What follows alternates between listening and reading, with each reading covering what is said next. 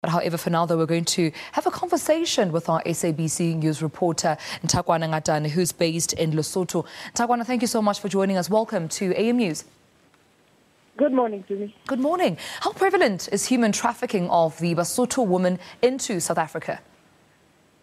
Well, quite rife to me, if we can say that, because you will understand that Lesotho is completely surrounded by South Africa, not only landlocked, but country-locked.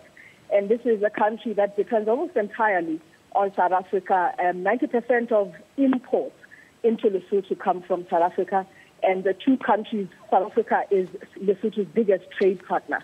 But that also means that South Africa produces most of what is consumed in Lesotho, making it one of the countries that will then take a lot of labor from Lesotho. Now, that doesn't only end with professionals, it also goes right down to domestic workers and farm workers. Many of them are women from Lesotho. A lot of them work in South Africa without proper documentation, and a lot of them are then trafficked, made promises that never happen in terms of job offers in South Africa.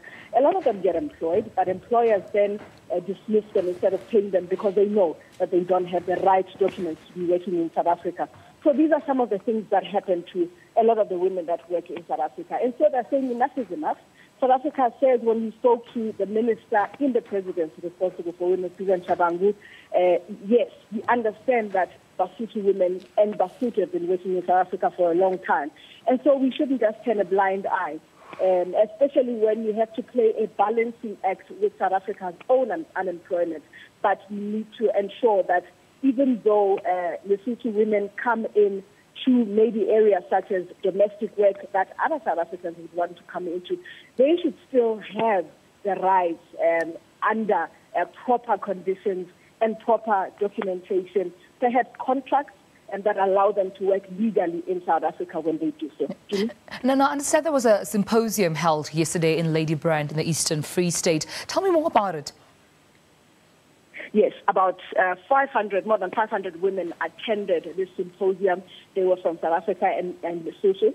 They came from different sectors. The police were there, women from correctional services were there, women in small employment were there, professional women were there.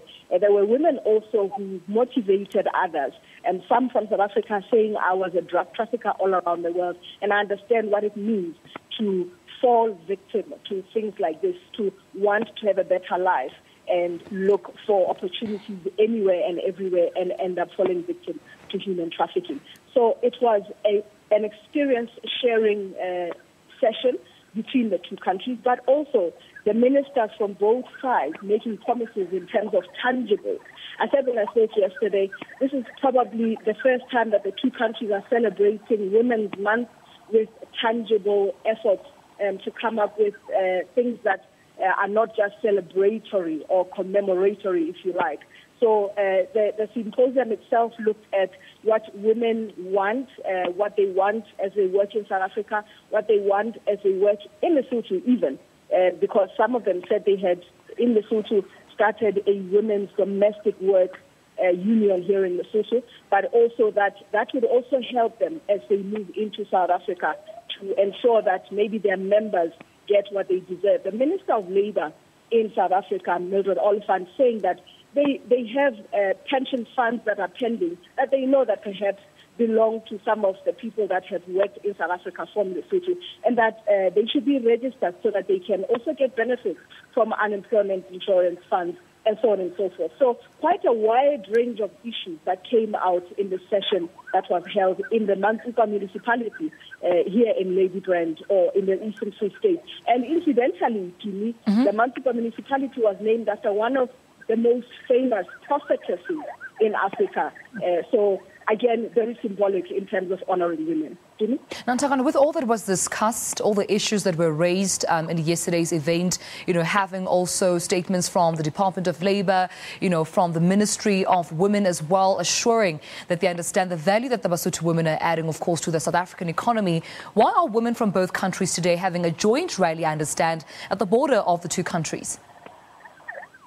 Again, another probably very symbolic gesture Now, the ministers are here at the Maferi border between Lesotho and South Africa, where traffic has come to a total standstill as women from Lesotho walk from the Lesotho side of the border and women from South Africa walk from the South African side of the border. They will meet here at the Maferi border, where they will deliver a petition, or rather a memorandum of understanding, saying, well, this is what we agree to do as women from South Africa and women from Lesotho to end human trafficking, particularly against women, and to end exploitation of women. Now, when we spoke to the Minister of Labour yesterday, Mildred Oliphant, she said one of the things that they've realized was that women themselves in the past were not paid as well as men. So you understand that these are not just issues between two countries. These are issues that are blanket in terms of women's rights and ensuring that women are equal to their male counterparts in the workplace, regardless of where they are. Thank you so much. Well, that was our reporter, Ntakwana Ngatane, coming to us live from the Lesotho-South Africa border. As we understand today, there will be a rally occurring between both women from both countries, both in South Africa and Lesotho, to hand over an MOU of understanding so to stop human trafficking, of course, in South Africa from the Lesotho women.